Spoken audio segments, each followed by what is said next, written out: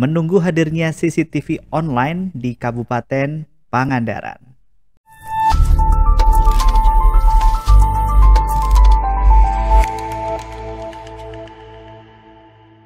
Halo teman-teman semua, apa kabarnya? Semoga sehat selalu. Di hari ini kita akan coba lebih santai membahas tentang CCTV di Kabupaten Pangandaran.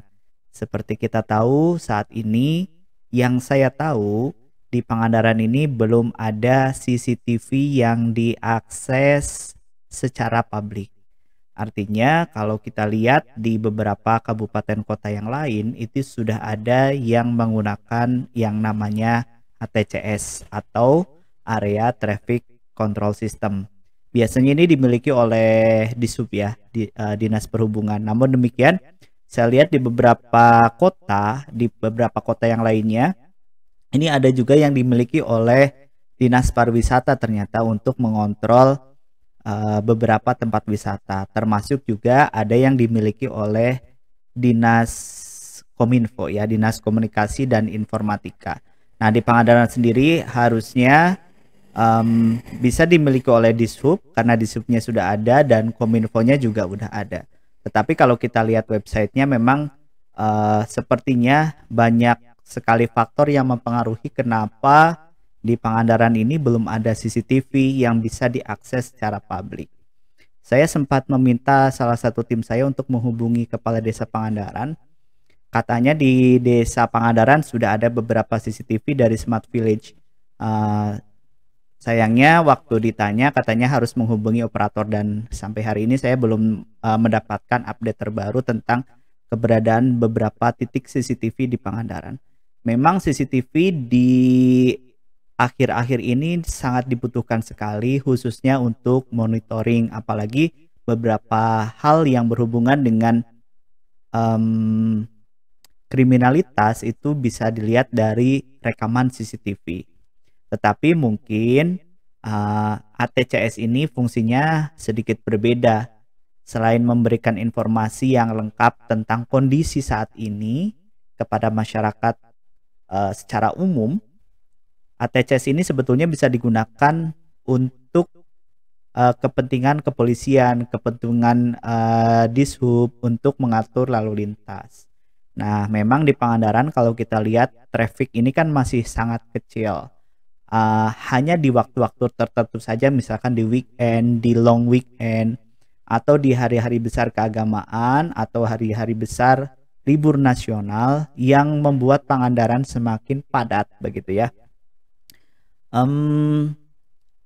Tapi memang ada juga kebutuhan untuk melihat kondisi terkini dari beberapa titik sebetulnya. Jadi ada juga di luar sana yang nanya, Mas Adi kenapa di Pangandaran belum ada CCTV ya, kita pengen lihat laut nih langsung, atau kita pengen lihat pantai, kondisi pantainya seperti apa, ramai atau tidak, kita mau ke Pangandaran nih, ramai atau tidak begitu, macet atau tidak.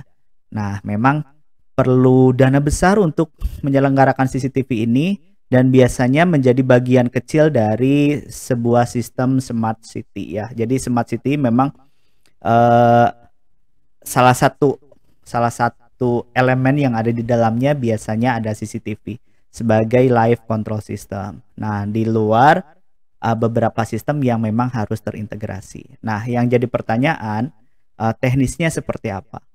Nah, kalau saya lihat di beberapa kota yang lain, saya pernah juga lihat CCTV di Depok. Kebetulan waktu itu sempat bantu Polres Depok melihat CCTV yang ada di beberapa jalan di kota Depok ya. Kalau di kota Depok itu yang punyanya Dishub. Nah, kita punya akses ke Dishub waktu itu dan hari ini sudah tidak punya.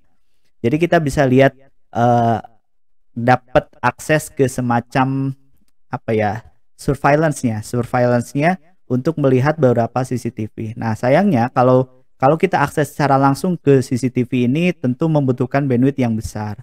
Nah, biasanya teknisnya untuk diakses bisa diakses secara publik dari CCTV ini nanti akan masuk ke encoder, kemudian dari encoder ini akan di-encode, kemudian dikirim ke RTSP atau ke RTMP server atau anggaplah sebagai media server. Nah, media server inilah yang diakses oleh publik. Jadi dari satu titik CCTV dikirimkan ke cloud, kemudian cloud ini yang akan membroadcast atau di-embed di website, di-embed di mobile phone, bisa banyak pengunjung pada saat yang sama. Hal yang sama kemungkinan dipakai oleh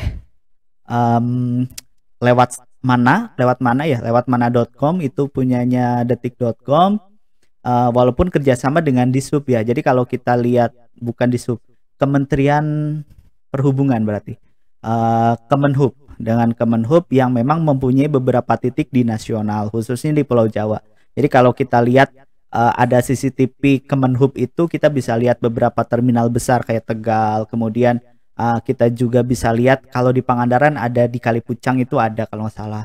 Kemudian beberapa titik di Kota Bandung, kemudian pertigaan-pertigaan yang biasanya terjadi kemacetan, termasuk mungkin Nagrek.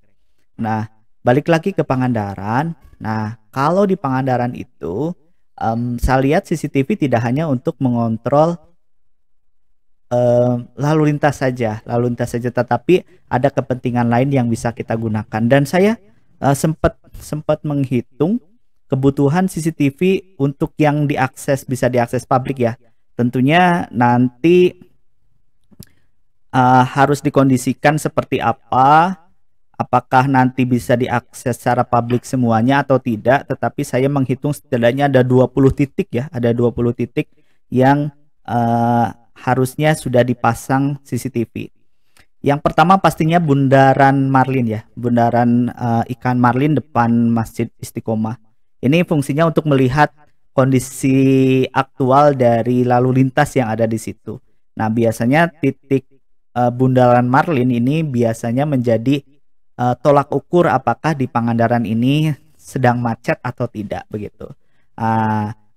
Titik ngambilnya itu bisa dari masjid, kemudian bisa juga dari Bank Jabar, bekas Bank Jabar ya, kemudian bisa juga mengambil dari arah pos polisi ya, dari situ itu bisa diambil dari situ. Kemudian yang kedua adalah Pantai Timur. Nah, Pantai Timur ini sebetulnya bagusnya ada 2 titik. Titik pertama adalah dari sekitaran Pol Air, kemudian ke arah Cagar Alam. Dari situ bisa 2 sisi ya, bisa lihat laut, kemudian bisa lihat jalan yang arah menuju ke Cagar Alam dari Lapang ke Tapang Doyong. Nah, kemudian titik yang kedua ini tepatnya kalau menurut saya lebih baik di depan pelelangan ikan atau di sekitaran Mercusuar. Nah, di situ bisa dipasang CCTV juga. Jadi di Pantai Timur ada 2. Ini udah 2 titik ya, ada 3 titik bahkan. Kemudian yang ketiga adalah Pantai Barat. Nah, Pantai Barat juga saya pikir harus ada 2. Yang pertama yang dekat dengan Cagar Alam, daerah Badetoratu dulu, kemudian Ciborok ya daerah situ. Jadi mengarah ke arah utara. Kemudian yang satu lagi ini dipasang mungkin di tengah-tengah ya, di tengah-tengah di sekitaran kalau di tengah-tengah di sekitaran depan Bumi Nusantara. Jadi mungkin akan ada di situ di depan pantai, di tengah-tengah ya, di depan Bumi Nusantara, atau bisa geser sedikit ke arah panggung terbuka ya. Kemudian yang keempat ujung tol atau Taman Sunset. Nah, di situ harus ada juga CCTV, bisa ngarah 2 sisi, bisa ngarah ke arah laut untuk melihat kondisi laut, kemudian bisa juga mengarah ke arah tol ya, pintu tol.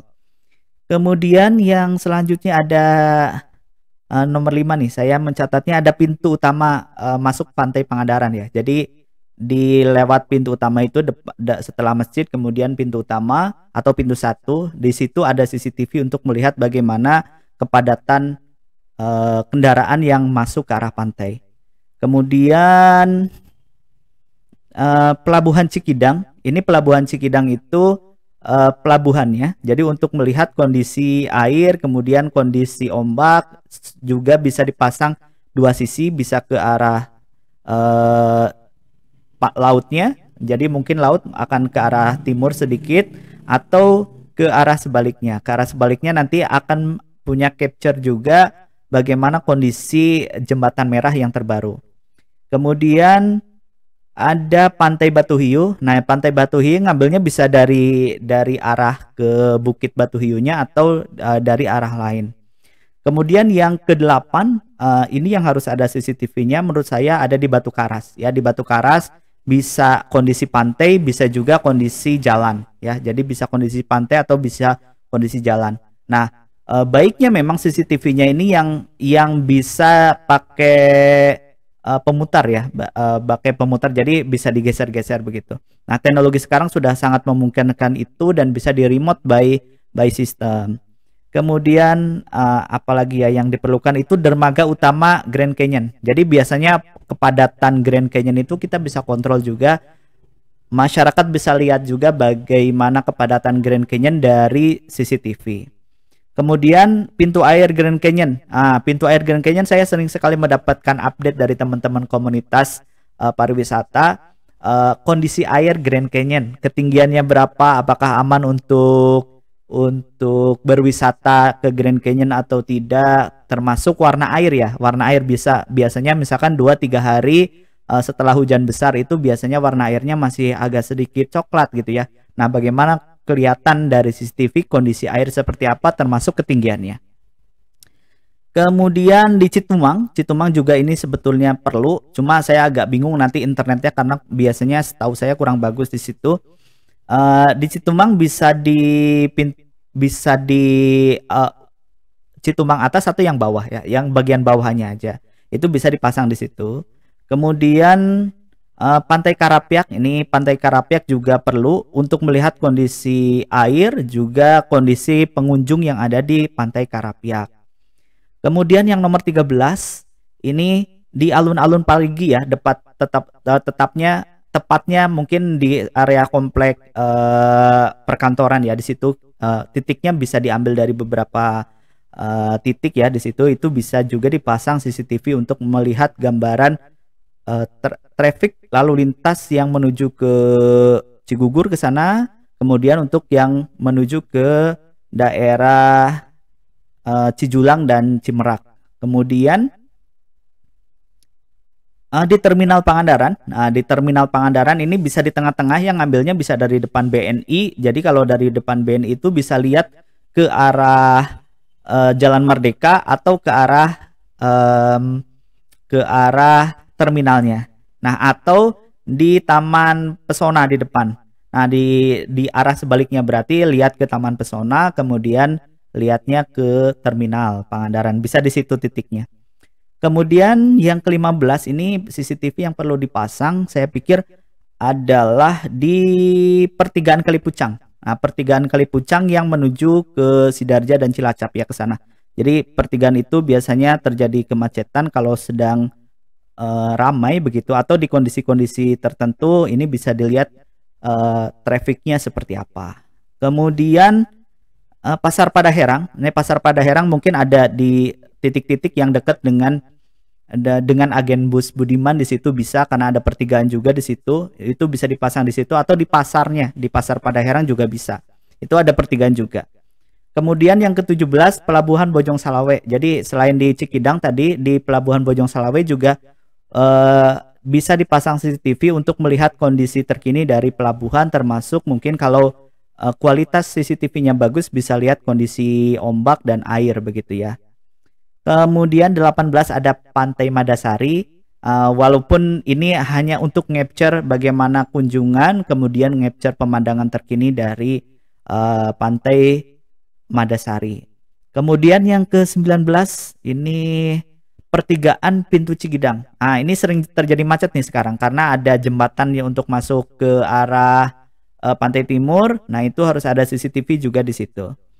Kemudian Pertigaan Jalan Kidang Pananjung dan Jalan Pengadilan. Nah, sebelum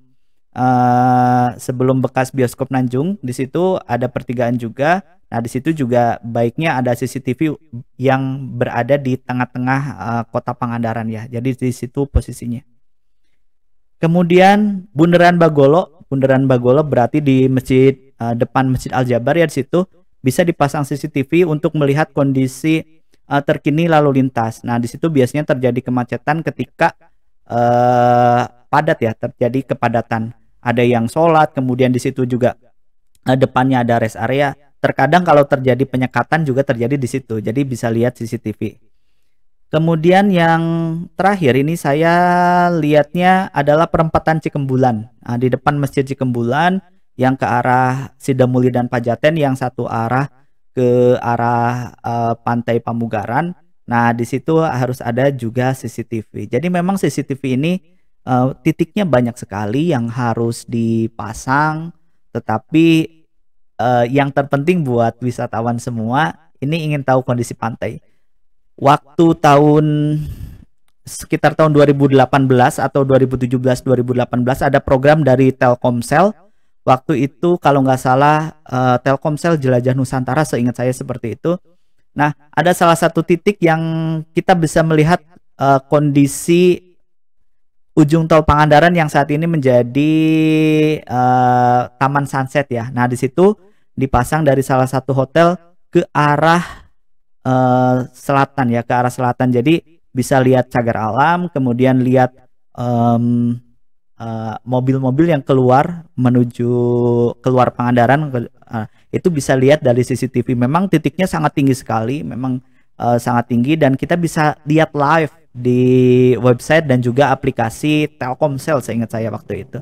Nah, PR kita bersama adalah mudah-mudahan berdoa pemerintah Kabupaten Pangandaran atau pemerintah Jawa Barat bisa memprovide CCTV yang bisa kita lihat online. Selain memang CCTV itu sudah menjadi kebutuhan dari sebuah smart city, dan di Pangandaran saya lihat sudah mulai geliat smart city-nya, sudah mulai ada command center-nya, sudah ada beberapa sistem juga sudah bisa mulai diintegrasi.